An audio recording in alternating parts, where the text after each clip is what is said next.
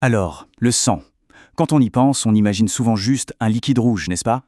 Mais en réalité, c'est tellement plus que ça. C'est un véritable fleuve.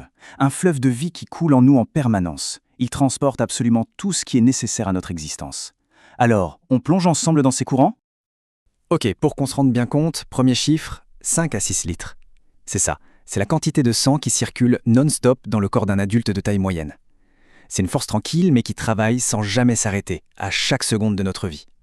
Mais alors, à quoi ça sert concrètement? Eh bien, il faut voir le sang comme un immense service de livraison. Il transporte l'oxygène, qui est vital, depuis les poumons jusqu'à la moindre de nos cellules. Il distribue les nutriments qui viennent de notre alimentation, et dans l'autre sens, il fait le ménage. Il récupère les déchets, comme le dioxyde de carbone. Et ce n'est pas tout. C'est aussi lui qui déploie notre armée, notre système immunitaire, là où il y a une menace. Bref, c'est vraiment l'autoroute logistique de notre corps.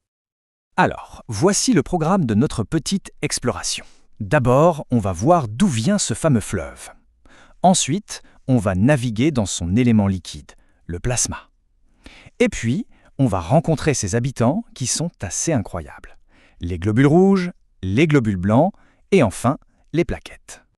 Ok, première étape. D'où vient tout ce petit monde? Eh bien, la source de ce fleuve, elle est unique et bien cachée. C'est la moelle osseuse. C'est là, au cœur même de nos os, que tout se passe. Il y a un processus qui s'appelle l'hématopoïèse. C'est un peu le nom scientifique pour dire la fabrique de cellules sanguines. C'est vraiment la source de notre fleuve intérieur.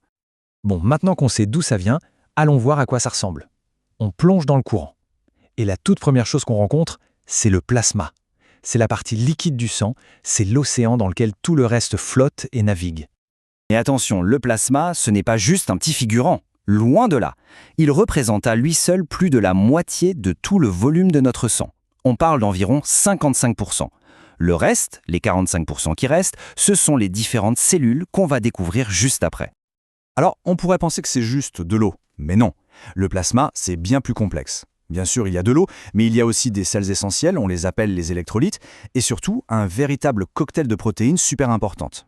On y trouve par exemple l'albumine, qui aide à garder les liquides à l'intérieur des vaisseaux, mais aussi les anticorps de notre système immunitaire, ou encore des facteurs de coagulation, qui sont cruciaux pour la réparation, comme on le verra. Et c'est grâce à tout ça que le plasma peut jouer des rôles mais vraiment critiques en arrière-plan. C'est lui qui aide à maintenir la pression artérielle, qui participe à la régulation de notre température corporelle et qui sert de taxi pour transporter des choses comme les hormones ou même les médicaments qu'on prend. C'est la matrice liquide qui permet à tout le système de tourner rond. Allez, on passe maintenant aux habitants les plus nombreux de ce fleuve. Et de loin, je parle bien sûr des infatigables globules rouges, les véritables livreurs d'oxygène de notre corps. Et quand je dis nombreux, le mot est faible. Leur nombre est juste stupéfiant. Ils représentent à eux seuls à peu près 40% de tout notre volume sanguin. Ça donne une idée de leur importance capitale dans le fonctionnement de la machine. Et quel est leur secret pour être aussi efficace? Ça tient en un mot, l'hémoglobine. C'est une protéine bourrée de fer. C'est elle qui donne au sang sa couleur rouge. Et c'est surtout elle qui attrape l'oxygène dans les poumons pour le livrer partout dans le corps. Et sur le chemin du retour, hop, elle prend en charge le dioxyde de carbone pour qu'on puisse s'en débarrasser. Un service de livraison et de collecte absolument parfait. Mais là où c'est crucial, c'est la notion d'équilibre. C'est tout le temps ça dans le corps humain. Si on n'a pas assez de globules rouges, c'est l'anémie. Moins d'oxygène qui arrive aux cellules. Et donc on se sent fatigué et faible. À l'inverse, s'il y en a trop, ça s'appelle l'érythrocytose, le sang devient plus épais, plus visqueux, et là le risque de caillot, de crise cardiaque ou d'AVC augmente dangereusement.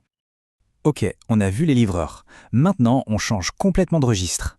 On va s'intéresser aux services de sécurité, aux systèmes de défense du corps. Ils sont beaucoup moins nombreux, mais redoutablement efficaces.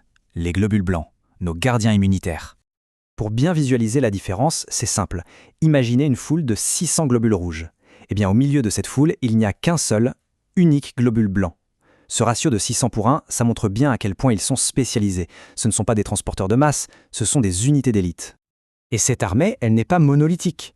Elle est composée de 5 grandes unités, 5 corps d'armée si on veut, chacun avec sa spécialité. On va voir rapidement qui fait quoi. C'est une véritable équipe de spécialistes. Chaque type de globule blanc a une mission bien précise. Les neutrophiles, ce sont les fantassins. Ils sont en première ligne contre les bactéries. Les lymphocytes, eux, s'attaquent aux virus et sont même capables de détruire des cellules cancéreuses.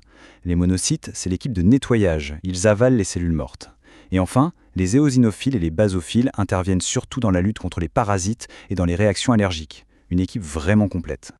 Du coup, on comprend bien que leur nombre dans une prise de sang est un indicateur de santé super précieux.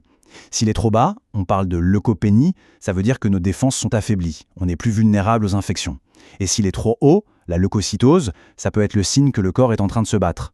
Ou dans des cas plus graves, ça peut indiquer une inflammation ou une maladie comme la leucémie.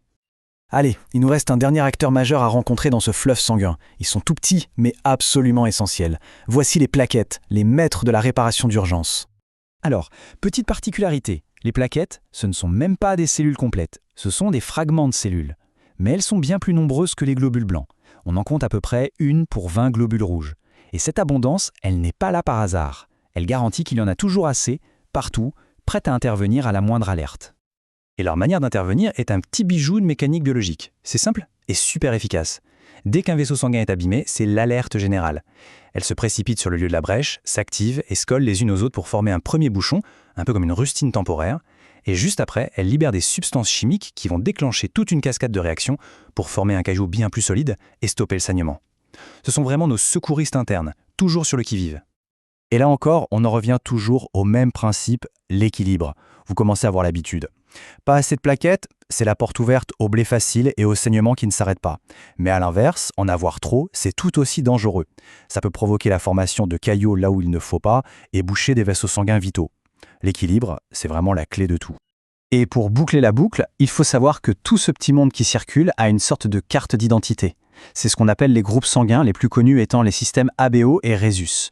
Ce sont des marqueurs à la surface des cellules, ils sont là pour s'assurer que tout ce qui circule est bien compatible, ce qui est évidemment vital par exemple lors d'une transfusion sanguine.